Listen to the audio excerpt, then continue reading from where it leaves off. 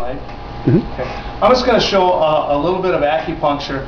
And in the last 12, 13 years that I've been doing this, one of the best things for athletes that the acupuncture works for, in my opinion, is shin splints.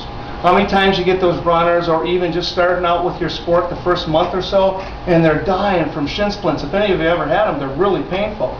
It's almost hard to just go ahead and walk and run when you have them actively working on you, okay? So what the acupuncture will do, Harvard came out with a great little study recently.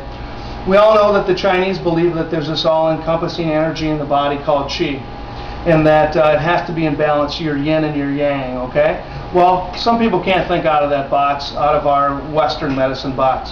But a really cool study that Harvard came out with was that there's fascia, there's connective tissue that holds muscles together too, okay? Just like ligaments hold bones together, we need the muscles to be held together to some degree. Otherwise, if one set of muscles contracted without the other one being connected, the other set, it would just slide right off the muscle, and you wouldn't have any support for the muscle to do its job, which is to move bones around a joint.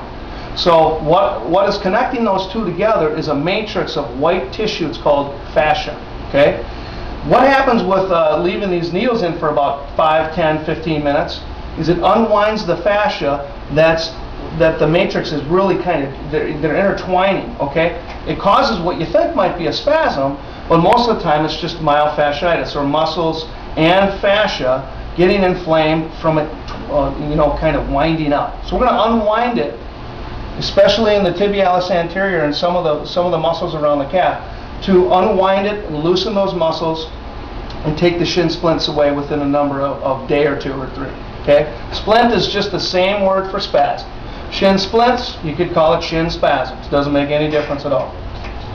So we're going to put the needles in around the meaty part of the outside of the shin bone. Okay? And we're going to go right up this little meridian, a line, if you will, in the muscle. It stings a little bit, right? But nothing to get crazy about. Now once the needle's in, it shouldn't hurt at all. Does it hurt once it's in? Okay. So we'll come at, and what I do is I find the start of it. Let's say she's starting to hurt right here. We'll start right there.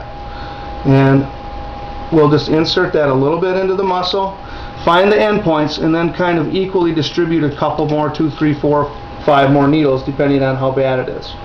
Sometimes the patient doesn't want a whole bunch of needles in. Well, it's still going to unwind that fascia along the length of that line where you're putting those needles.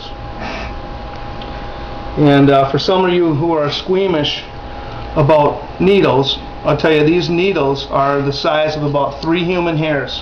They're very small. They hurt a little bit when they go through the epidermis and the dermis, but then after that, even when they get into the muscle, unless they hit a real larger nerve, it doesn't hurt too much at all.